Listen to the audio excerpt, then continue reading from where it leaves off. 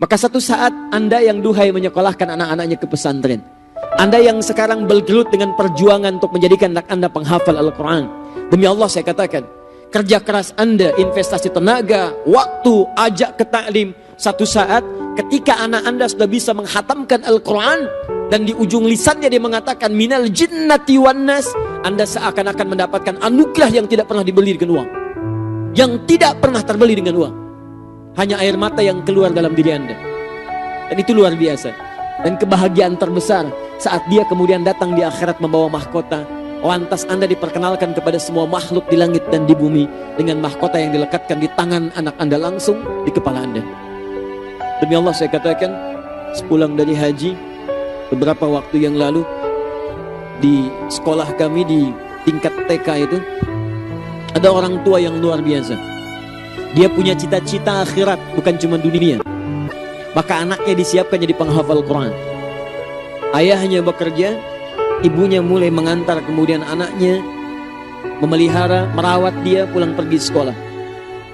Dan dia sudah paham akan mengetes anaknya dalam hafalan yang ditetapkan di sekolahnya. Suatu saat kemudian dalam mengantar itu mulai terasa, ternyata perut mulai sakit, kaki mulai sakit. Mohon izin maaf sekali, berkonsultasi ke dokter, ternyata dokter mengatakan setelah dilihat ada penyakit jantung pada dirinya.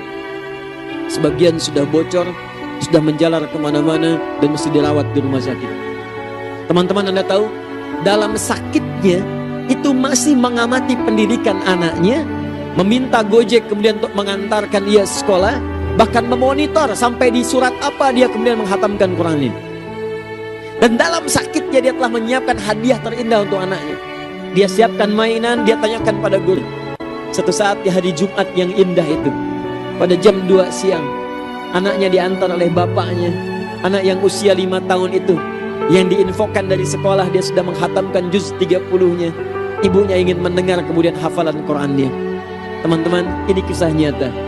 Datang anak ini dengan ayahnya, ibunya lantas berkata dengan penuh kelembutan, katanya, Al sudah hafal ya surat A, boleh mama mendengar?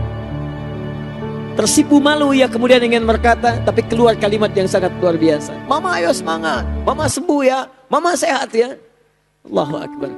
Setelah bercumbu, main dan sebagainya dalam suasana yang sangat terbatas, pulang Al dengan ayahnya. Dan 2 jam setelah itu ibunya meninggal menghadap kepada Allah Subhanahu wa ta'ala.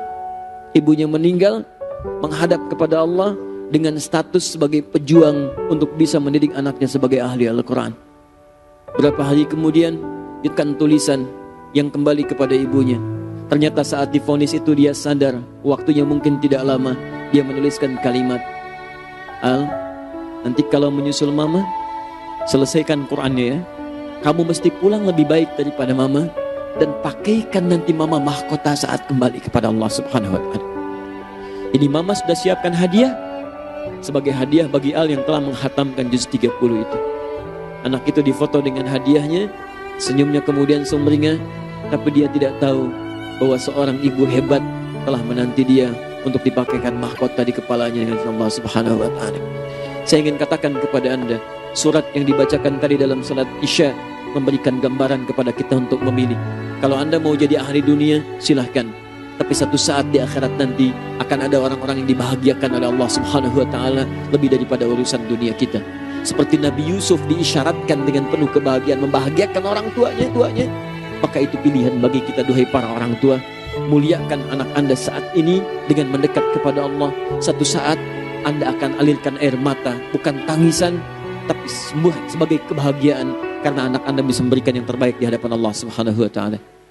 وَوَصَّيْنَا الْإِنسَانَ بِوَالِدَيْهِ إِحْسَانًا حَمَلَتْهُ أُمُّهُ كُرْهًا وَوَضَعَتْهُ كُرْهًا وَحَمْلُهُ وَفِصَالُهُ 30 شهرا حتى إذا بلغ أشده وبلغ 40 سنة قال رب